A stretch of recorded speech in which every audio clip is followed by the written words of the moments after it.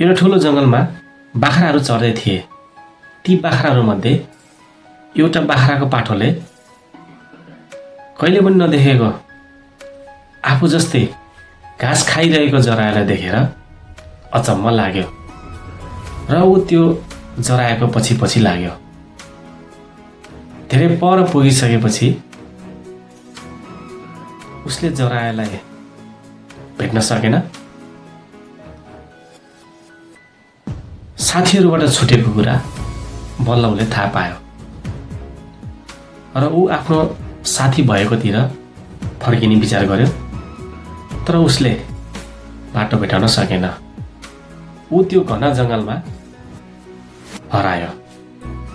केही समयपछि त्यो पाठोलाई स्यालले देख्यो। त्यो स्यालले त्यो बाख्रालाई आफ्नो आहाराको लागि लखेट्न थाल्यो र त्यो पाठो पनि आफ्नो जीव बचाउन लागि सकेको बल लगाएर भाग्न थाल्यो। तर स्यालले त्यो पाठोलाई समायो र पाठोले भन्यो, स्याल दाइ, तपाईँले मलाई खाना लाग्नु भएको हो? स्यालले भन्यो, हो, धेरै दिनको भएको छु, आज बल्ल खाना मिल्यो। पाठोले भन्छ, स्याल दाइ, मेरो पेटमा घाँस छ, अहिले तपाईँले मलाई खानुभयो भने घाँस खाएको जस्तै हुन्छ। मेरो पेटको घाँस पच्न दिनु, त्यसको लागि तपाईँले गीत गाउनु, म नाच्छु, अनि मेरो पेटको घाँस पच्छ, अनि खानु, तपाईँलाई मिठो गरी खान सक्नुहुन्छ। स्यालले पाठोको कुरा स्वीकार्यो र स्यालले, ल ठिक छ, म गीत गाउँछु, त नाच भन्दै आफ्नो स्वरमा ठुल्ठुलो स्वरले कराउँदै गीत गाउन थाल्छ र बाख्राको पाठो पनि नाच्न थाल्छ। र नाच्दै नाच्दै उसले सोच्यो, अहिले म यसरी नाच्दाखेरि स्यालबाट एकछिन त बाँच्छु, तर स्यालबाट उम्किनको लागि म अर्कै आइडिया निकाल्न पर्छ, अर्कै उपाय निकाल्न पर्छ भनेर झ्याप्प रोक्यो।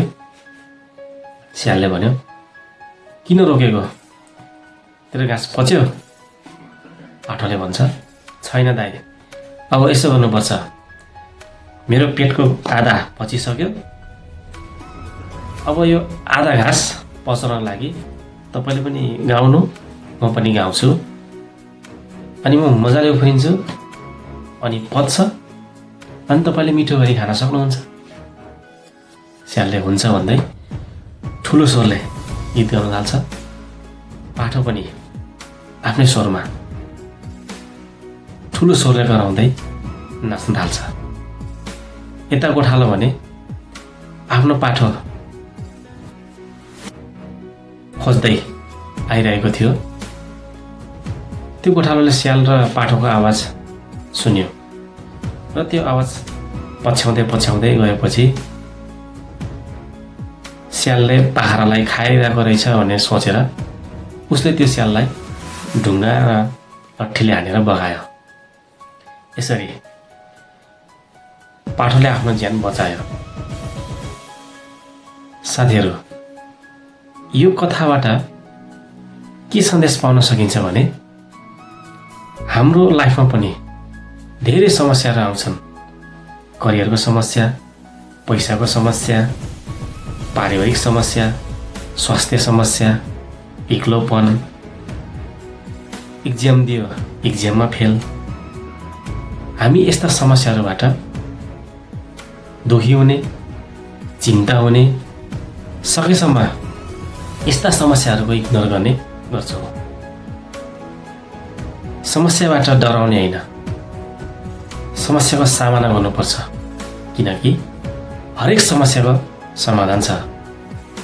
जस्तो कि घरमा चोरी हुने समस्याको लागि ढोकामा लगाउने ताला बन्यो। हातमा धेरै सामान लिन गाह्रो हुन्छ त्यो समस्याको लागि झोला बन्यो।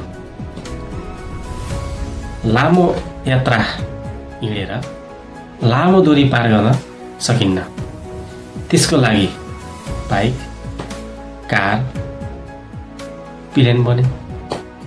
समस्यादेखि भाग्ने होइन, समस्याको सामना गर्नाले समस्याको समाधान हुन्छ।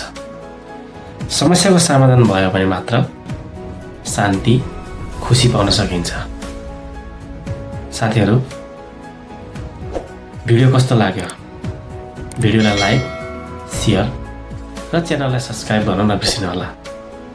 र हामी यस्तै अर्को भिडियोमा भेट्नेछौँ।